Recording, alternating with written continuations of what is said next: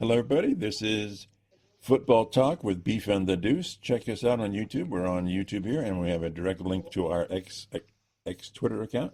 You can click on that. Takes you right to X, where all the action's happening. Beef's taking care of that. He's doing a great job. Beef, any golf this week, or you kind of the weather's been sucky? It's been poopy weather, but it's Ryder Cup week. Uh-oh. Here we go. I'm very excited. Talk to me about it. Very excited. Talk to me. All I gotta say is go USA. Just beat the brakes off of Europe, please. I'm Please. assuming you have 3 or 4 pennies on that game, on that tournament. Yep. Just as we were talking, I put a nice little bet for the Buckeyes to win. Nice. And for USA to take it home. So Nice. let's see. But God, Ryder Cup week's amazing. Okay. Here's our this week's point picks for Ohio State. I didn't get Roberts because I forgot to ask him in time. Florida Bob, 41-24. Goodness. I know. I'm 42-20. Oh my God. And then you're at 35-10. And I will admit, after 42-20, I'm thinking, the 40s might be a little high. And then you sort of validate that by 35-10. Give me your reason for the 35-10. It's at Washington, of course. It is a way. And I think my reasoning is. But you're keeping Buckeyes are keeping them to 10 points. That's pretty low. But Washington's got a good offense. I like our defense, Okay. Obviously. Yeah.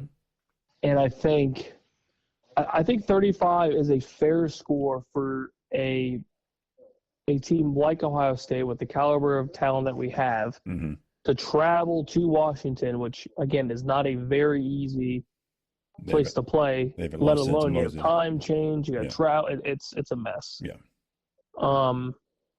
But I think our offense isn't going to necessarily struggle too much, even though you have those factors. And I don't see Washington's defense being able to stop everything that we have to offer. Now, offense-wise for them, I mean, they've got, like you said, they've got talent all over the place. Lots of it. Jamal Williams is a hell of a quarterback. He's being compared to likes of like Kyler Murray with his play style and all that, which we saw Kyler Murray in college. He wasn't very bad. He was pretty good. Pretty darn good. So if that has any indication of how that offense is going to be ran, well, I mean, our defense has to be very mindful. Especially, I mean, they haven't played anybody, so I understand that going into this game. This is big for him, and it's big for Washington. This is essentially their Super Bowl. Right. But I still think talent-wise, we're head over heels better than them. Okay. We just need to show up to play, and I think I see us starting slow. Yeah. In the first quarter. I'm thinking the first half will be kind of slow overall. Yeah. Low scoring. But I'm hoping to see a lot of Bo Jackson. I think he's going to be a big factor in this game. Yep. Just to kind of simmer the crowd down, kind of beat up the front lines of their defense, and then it's Julian saying time and just air it out to the big boys. All right. Okay. There's a question. I guess in the history of the CFP or whatever, or spreads or whatever, no number one ranked team has ever had a spread lower than 10 against an unranked team. It's been lower than 10 for over a week now, and it keeps shrinking. What's your thoughts on that? Why would that be? Do you agree with it? About 9 or something, 8-ish or something right now? Right now it is OSU favored by 7.5. 7.5, man. So it keeps going down. Talk to me about this. What's going on? I think it's a lot of money on the massive spreads, or a lot of money on Washington covering the spread. So I think initially, because at one point it was in the double digits. Yeah.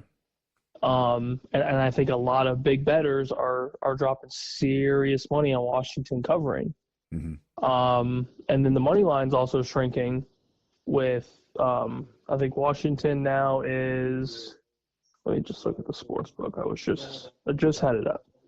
I think they're like plus 285, something along those lines. So I mean, you're also getting pretty close to triple your money if you're putting the money line on. They're plus 260 right now. Mm-hmm. According to the good old DraftKings Sportsbook. Mm-hmm. But yeah, I think there's just a ton of money spread wise on those legitimate bettors, which is if you take betting that seriously, you're not doing crazy parlays, or you're doing these plus 15,000 odds. You're going money lines and you're going point spreads. Mm-hmm. And I think a lot of that is dictating where the line's going. So I mean, I still think OSU covers 7.5. I don't think there's gonna be any issue with it. Mm-hmm. But it is very interesting that, like you said, it keeps shrinking. The money lines keep shrinking, and OSU's money line continues to kind of grow little by little. So it is interesting. Again, true road game for Julian Saint and the Buckeyes. And again, this is Washington's game of the year. Yeah. If they have this upset, I mean the sky's the limit for them. Mm-hmm. Okay, good. We're just going around the college game here. Talk to me. Gundy fired over 20 years just because he's not doing well. You're out? Oh, I mean, they played terrible. I mean, just absolutely terrible. Mm-hmm. And they just got the brakes blown off them in their last game, too. So it's not – I think it's more of just kind of a trend. I mean, you're an Oklahoma State team that's been – I shouldn't say in the running, but that you've been in the top 25 more times than not. Oh, yeah. No doubt.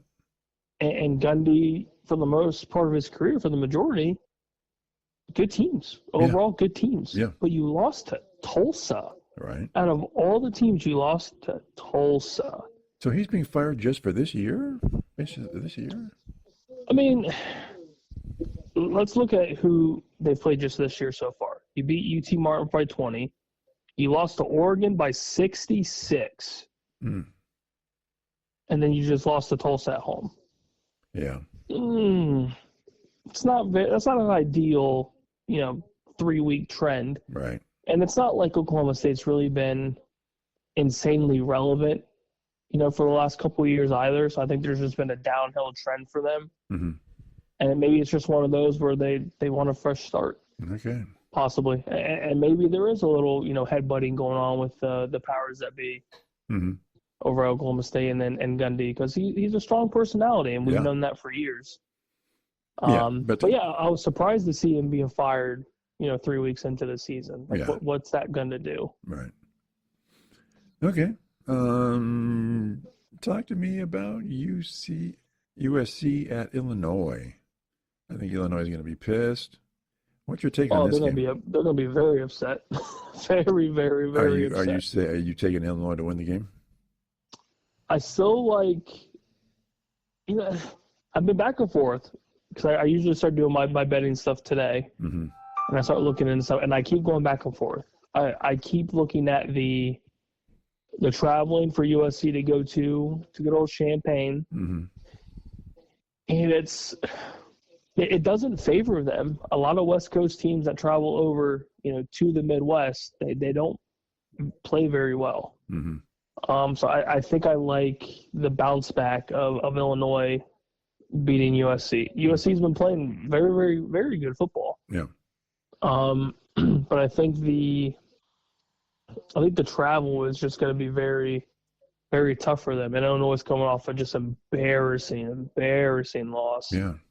So your boys are going to be upset, and I think they're going to come in and play some smash mouth football, which USC doesn't really like playing. They like playing this little air out, bunch of offense, mediocre defense, even though their defense has played decent this year. I think Illinois is pissed, and I think they're going to come out with some fire. Let's say the opposite happens and USC wins that game. What's it tell you about USC, and what's it tell you about Illinois? Illinois is just being completely fraud checked, and USC's legit for real. Yeah. I mean, after this game, I mean, the next 3 weeks for them, they're not easy. You're at Illinois, you host Michigan, and then you travel to good old South Bend. Yeah. that's a very tough stretch. Mm-hmm. So I mean, this could be huge for them if they pull off this win. Okay. Yeah. I kind of agree. I think Illinois is going to be pissed off enough to win the game. Absolutely. I'm not saying that Arkansas is going to beat Notre Dame, but what happens if that happens? What happens to Notre Dame if Arkansas wins? It's at Arkansas, not. I think Notre Dame's also fraud check too, as sad as that is to say. They've had a very tough start to the year, played some good teams, played them close. But that's 3 losses. Yeah. And you would have to win out to even have a glimpse at the CFP. Yeah. Yeah. But I think them losing to an unranked team like Arkansas, not saying Arkansas is bad, but you're Notre Dame. You're Notre Dame, right. You just played in the CFP, Notre Dame. Right. Marcus Freeman, top-tier head coach, Notre Dame. These are games that you need to win. And you have to get on the right path of obviously winning to have a chance at the postseason. And I mean, it starts with beating teams like Arkansas, and then throughout the rest of your schedule, just winning impressively, not nail biters to unranked teams, or losing to teams like Northern Illinois like last year. All right. Like you've got to win these games. So you're saying that with those 2 front end losses, Notre Dame's got no room for error at this point. I would say as of right now. So they've got they have to. Is it not, a 9-win isn't going to cut it? I feel like they need to get to 10, and I think they can. Like their schedule isn't very tough for the majority of the season outside of the USC matchup, so they should be fine. I think it's one of those where having some sort of a winning streak is going to be more beneficial than a win here, a loss here, and then banking on the whole season for the rest of the season to win out with, little to no issue. At least if they continue to win now, they kind of have a little bit of leeway getting towards maybe the end of the season, instead of having to go down 3 losses and try to bank on everything going the right way for, the last handful of months, it feels like. So here's a question that I just thought of, and it has to do with Notre Dame as an independent, because they're sort of still on the old school approach of losses really matter, where like if you're in the Big Ten and you are a 10-win team, you probably get in the playoffs, right? SEC as well. But you're more on a knife's edge with Notre Dame, right? Because there's no sort of a guaranteed getting in there. And if you lose that 3rd game, it's just going to be brutal, because you're going to have it's going to be super tough. Yeah. Three out of the probably in the Big Ten, and probably 3 in the SEC, at least 10-win teams, right? At least, if not more than that, right? And then you're going to have your ACCs, who are going to have a champion, and this year you're looking as a good shot at getting your runner-up in, right? They could absolutely. They could supplant Notre Dame, right? Take them out of the picture. Absolutely. It's going to be obviously the expansion helps a lot of teams, but as of this year, I mean, Notre Dame starting off with 2 losses early sucks. Yeah. And then the emergence of, like you said, the ACC that nobody really expected. It makes everything just a little bit more tough for teams like a Notre Dame. And now that the SEC is going with a 9-conference schedule, do you think that Notre Dame's going to start getting squeezed out of these games? Who's going to want to play them? I hope not. But I think the weight that Notre Dame's name carries and the success that Freeman's had, I don't think is that going to necessarily push them away from other programs. But if it's approaching that 9-game or even like a 10-game conference schedule, then it gets kind of tough.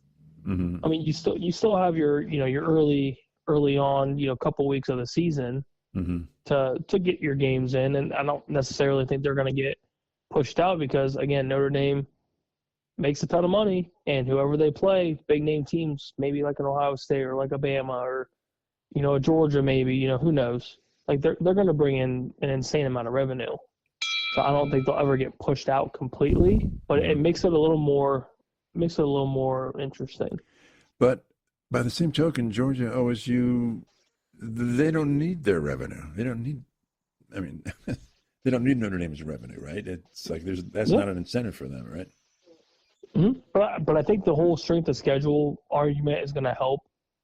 And I think that's where Notre Dame kind of stays in the works of scheduling tough games like that. Okay. Because strength of schedule does benefit a lot of these teams. Like right now, it benefits Notre Dame even with a 2-loss record. They're still in the top 25. Yeah.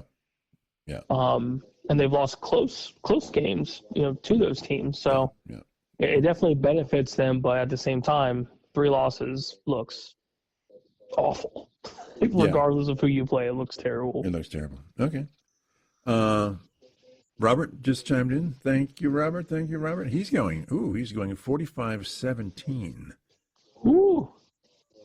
Okay. So he's saying that he's more in line with Florida Bob and the Deuce, but okay. Hey, go Buckeyes. That's 4 wins, though. I like it. Got to have the win.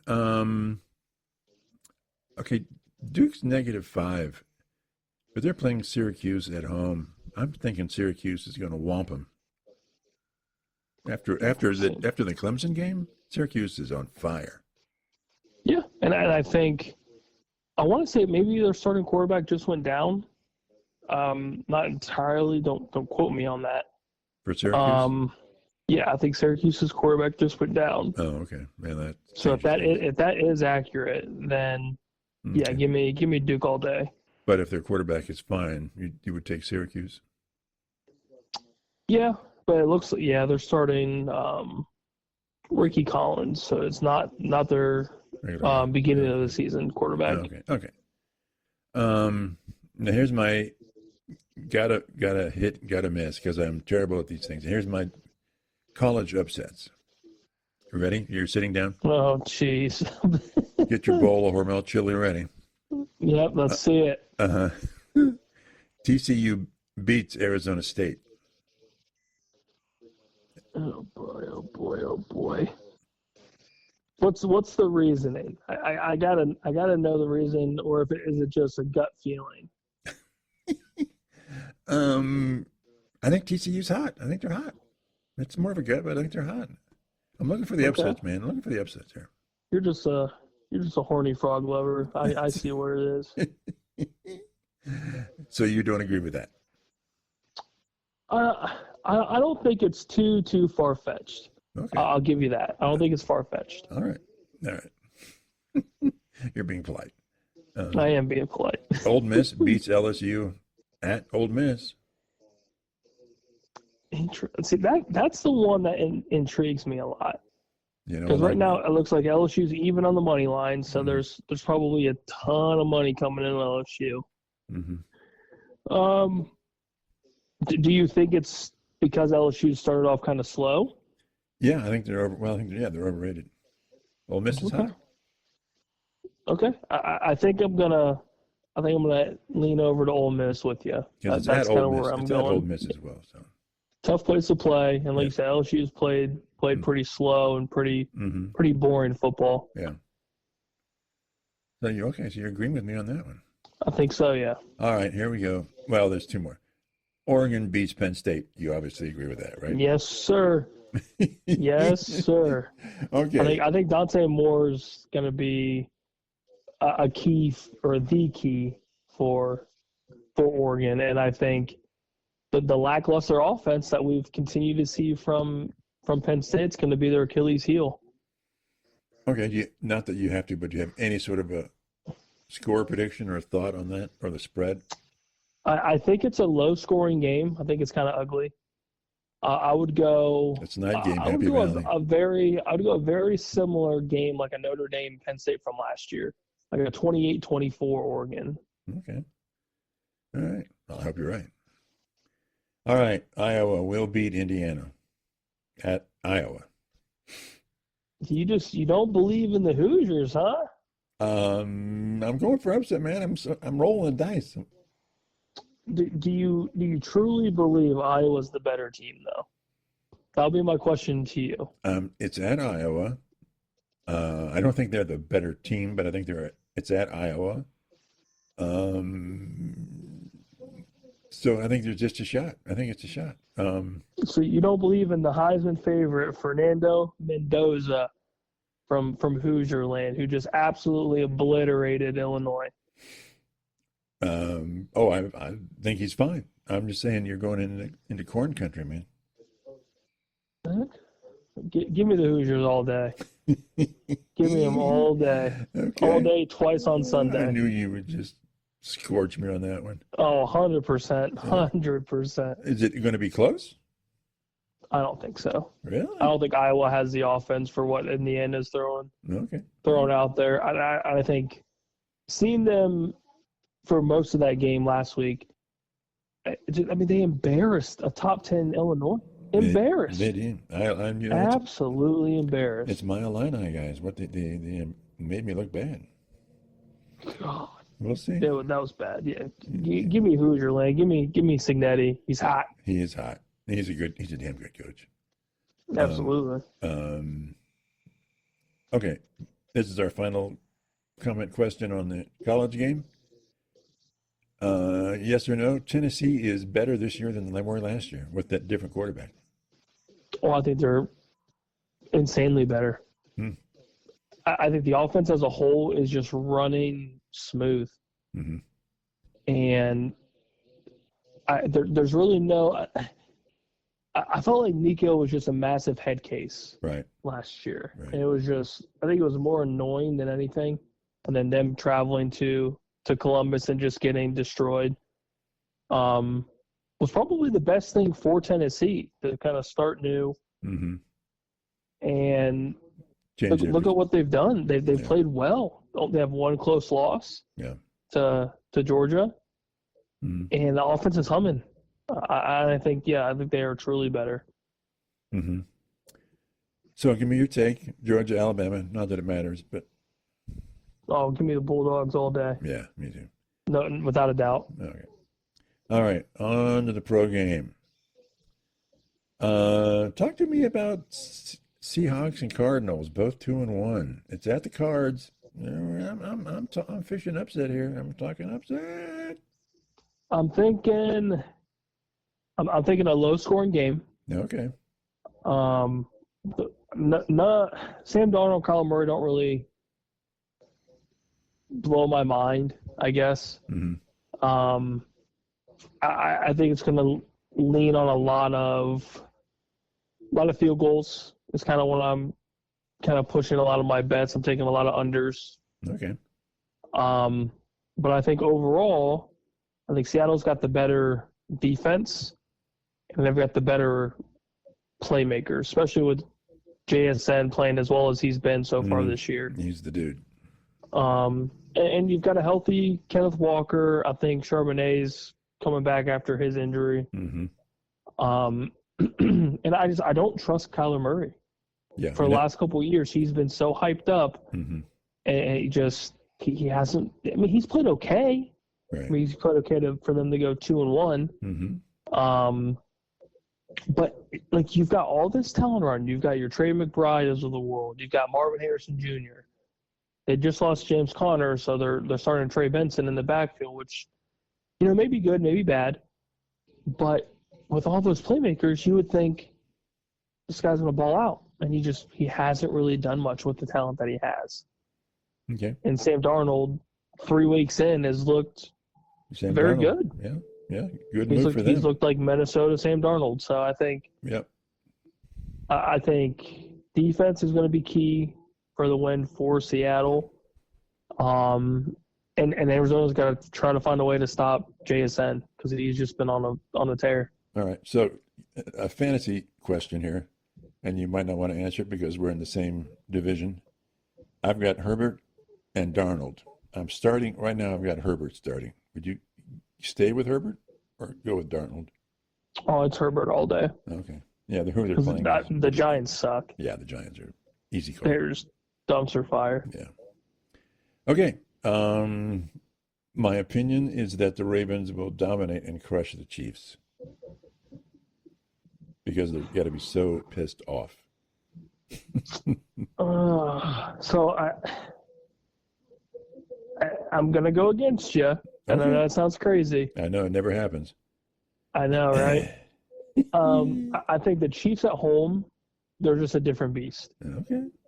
And I think, obviously, the Ravens, like you said, are pretty upset with the loss against Detroit. And they played, relatively well until the end. And Derrick Henry's got to stop fumbling the damn ball. Right. But Baltimore's defense kind of got embarrassed. They got torched. So John Harbaugh, Baltimore coach, in his post-game just basically said, this is unacceptable. None of this is acceptable. Mm-hmm. And it's got to change. There wasn't sugarcoating any of it. It's just got to change. Mm-hmm. Do you think that can happen in a week? No, especially not going to Arrowhead. Maybe in a couple weeks, get some wins under their belt, play some opponents that aren't, the Chiefs. Right. But it's tough because it's back-to-back weeks of solid teams. And Detroit's, kind of come back and, showed everybody that they're still legit without Ben Johnson. Mm-hmm. And I think, honestly, their offense is running a little bit better. But I think the Chiefs getting kind of on the right track. Again, they've had some tough games. They played the Chargers pretty close, played the Eagles really close, and then had kind of an ugly-ish game with the Giants. Mm-hmm. But they're on a winning track now, which is always dangerous. Right. And I think Xavier Worthy comes back for the Chiefs after being on injury for a little bit. So that's going to help with their deep ball threat. But I feel like for them, the key is just to get the running attack going, get Isaiah Pacheco involved, get Kareem Hunt involved, and open up the passing lanes after establishing the run. Because that's where they've been good the last handful of years, is a good rushing attack. So I think that needs to start there and then kind of take some weight off of Mahomes' shoulders. Okay. Here again are sure to lose upset bets. Colts will beat the Rams. Nah, I can't see it. Okay. I can't see it. As much as you're liking the Colts now. I am a fan of watching the Colts. I am a fan of seeing what Danny Dimes is doing. Okay. But again, they're traveling to SoFi. Right. It's always tough. Matt Stafford, relatively healthy. Puka, Devontae Adams, Kyron Williams, and a hell of a defense. That's a lot to ask for Danny Dimes to go in and get a victory. Okay. All right. Steelers will beat the Vikings. This is in Ireland, right? You say? It's in good old Dublin. I'm gonna take Carson Wentz and the Vikings. Okay. I like them. I think it's close and I think it's ugly, but I give me Carson Wentz and old Kevin O'Connell. Okay. All right. And now you're going to throw me out of the house. Jags will upset the 49ers.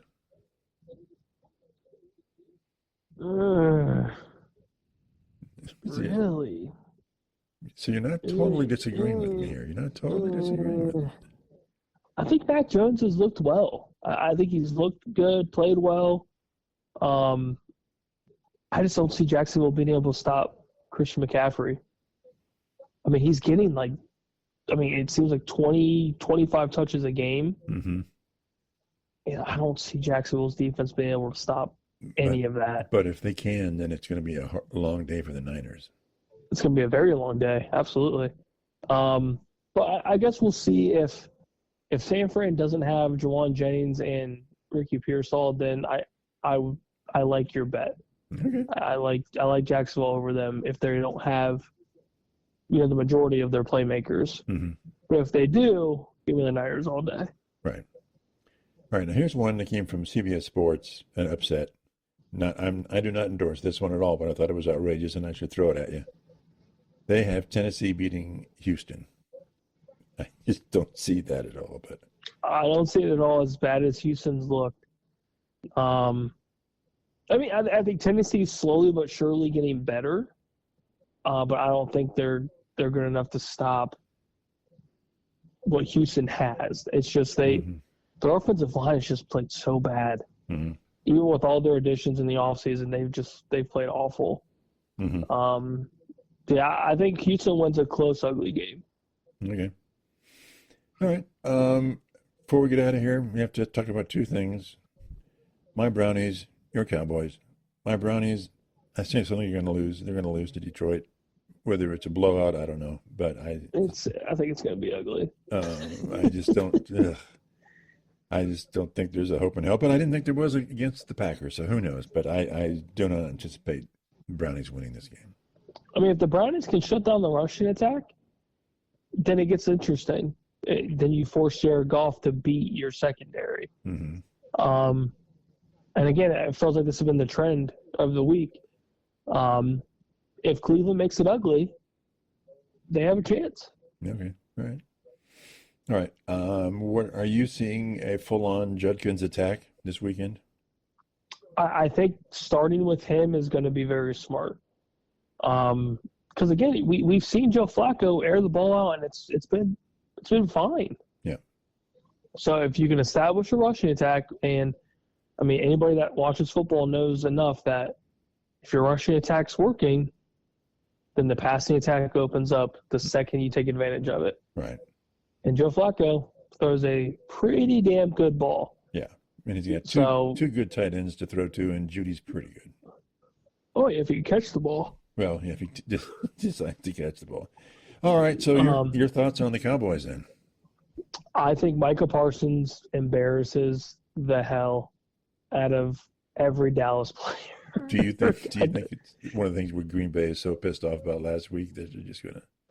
Oh yeah, it's gonna be an assault, felonious assault, and I think Michael Parsons is gonna play a lot in that game, and is gonna prove something to Jerry Jones that he messed up. Yeah, I think Jerry knows he messed up, but okay. I don't think it's gonna be pretty for us. I mean, CeeDee Lamb's out for 4 to 6 weeks. Oh my God! Well, yeah, forget about it then. And it's going to be – we don't really have much of a passing attack. We have Turpin, we have Pickens, and Jalen Tolbert against the Packers defense. It's one of the best in the league. Yeah. And Dak has not looked good at all. Yeah. So it's going to be – and I don't think we can run the ball against their front seven. So I think it's just going to be very ugly, and I may try to avoid watching that game.